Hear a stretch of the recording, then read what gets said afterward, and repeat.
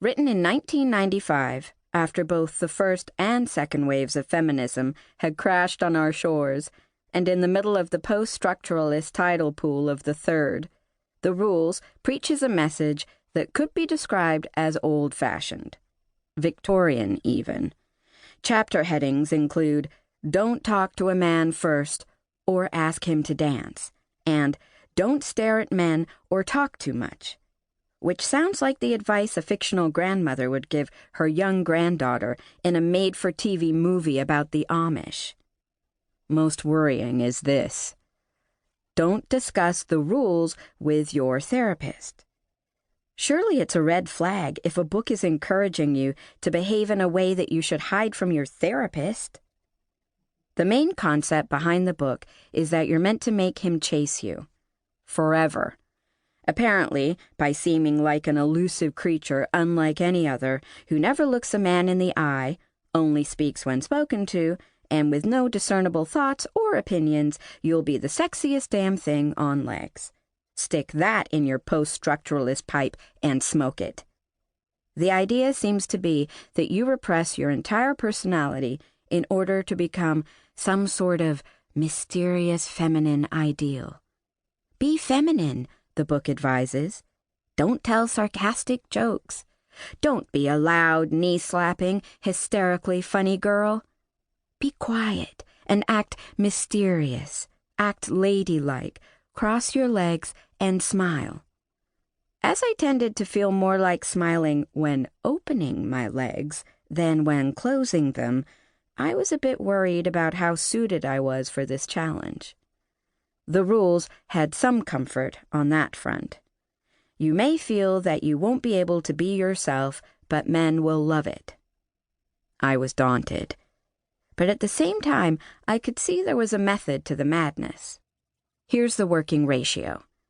70% total and complete horseshit that goes against all I believe in to 30% total genius.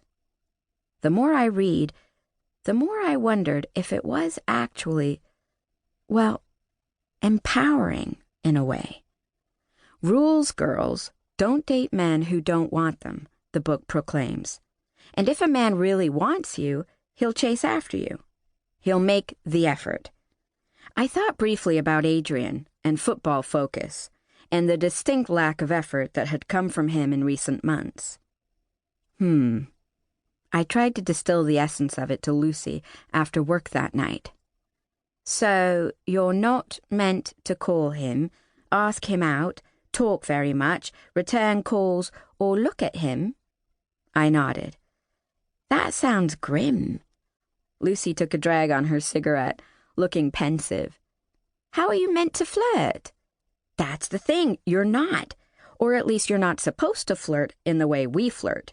You're meant to be all shy and bashful. I heard a keening sound below and leaned over the balcony. Are those guys fighting their dogs down there?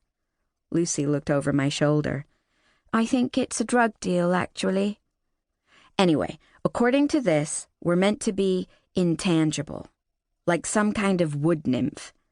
Men are never supposed to be completely comfortable or sure that they've won us over. They're meant to constantly work to win our affection. Well, I suppose that would make a change. I can't remember the last time a man worked for anything. Later that night, we went out to see Lucy's latest possibility doing his best Ed Sheeran impersonation in the dank basement of a Soho bar. Max was a slightly aloof sports car driving martial arts aficionado who, we were now witnessing, had a penchant for singing songs about butterfly kisses. He was also extremely good at playing hot and cold, and would go through the whole wine and dine rigmarole with Lucy one night and then disappear for 3 weeks, only to resurface by calling her on a random Tuesday at 11 p.m. and asking her to come around to his flat. This had been going on for weeks now. Lucy and I both thought he was kind of an asshole, but unfortunately, as is so often the case, he was an asshole who was good in bed, and also capable of wielding that all-powerful form of female kryptonite, the acoustic guitar. Personally, I would have rather licked the bottom of my flip-flop after a backpacking trip around India than sit on the edge of a bed while a man sang a song to me. But Lucy was a different animal. She loved it. She actually sang along with him. I shuddered at the thought.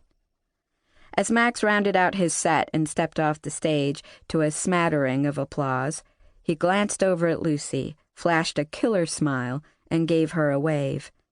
I felt my heart flutter a bit on her behalf. He was pretty hot. "Okay, here's the deal," I hissed. "When he comes over here, you keep it to 5 minutes maximum and then tell him you have other plans." "Are you mad? I would like him to take me home tonight. I would like to have sex."